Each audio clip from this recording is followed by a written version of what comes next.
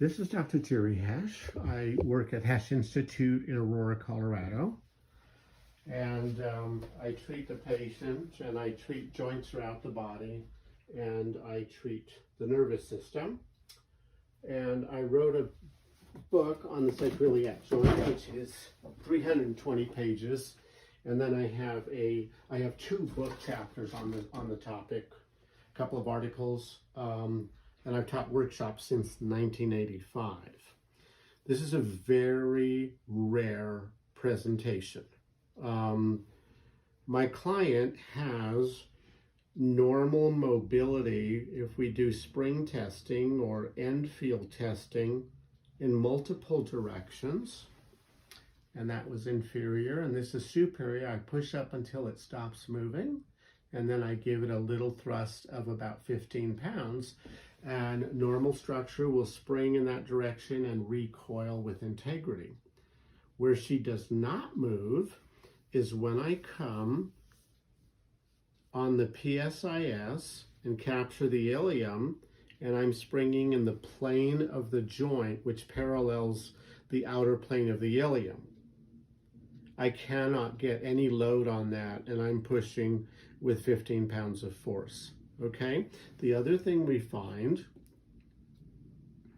is that the sacrum is perhaps a little more forward than usual. I'm not sure.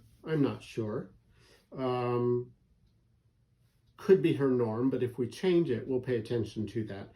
So for the moment, I'm going to say that's probably deeper than her norm, but we don't treat position, we treat movement. So I'm going to come on S2, S1, and S3 with the heel of my hand, and I'm trying to induce motion purely anteriorly into her body or towards the floor. I can't get any movement on that sacrum, and yet the sacrum does have some inferior glide motion. I saw her feet move because the force translated through the SI into the hips, into the knee, into the ankles. And now I'm going to spring inferiorly. And that's more of a test of the L5-S1 facets. And she has inferior glide mobility, but she just doesn't have pure anterior glide.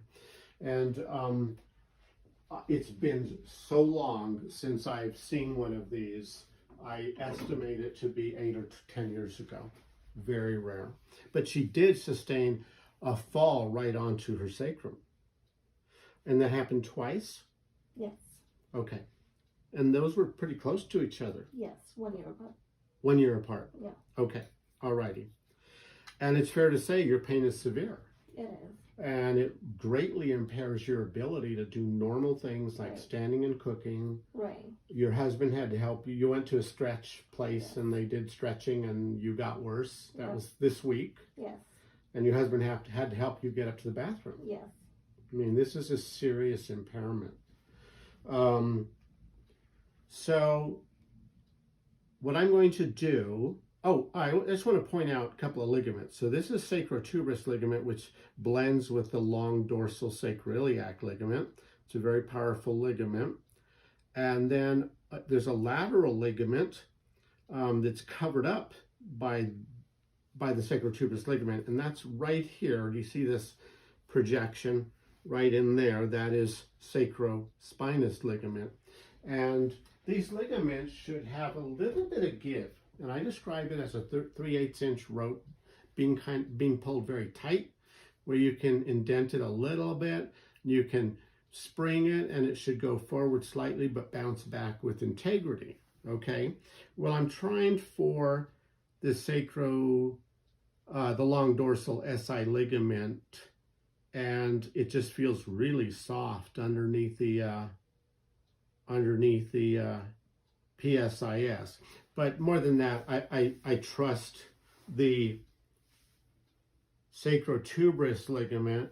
If you make a triangle, you're almost on top of it. It's just slightly more medial. And so I come at an oblique approach and dig through the gluteals, and there it is. There's the ligament right there. It's distinct, okay?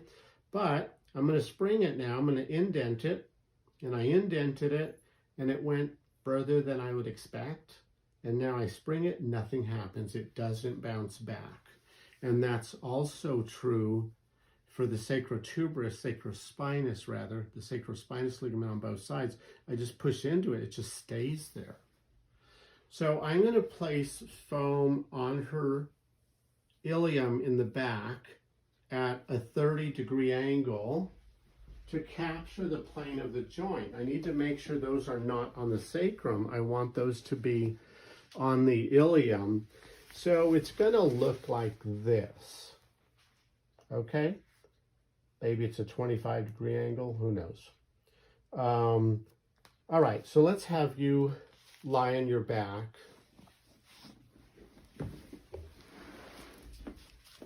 Keep your knees bent. And then lift your pelvis up. Okay, so there's one. And here's another. And I'm going to then put about 3 pillows under your knees for comfort, okay? Okay. Can I slide these 2 under? And then I'll bring you one more. Okay. Here comes one more. All right. Okay.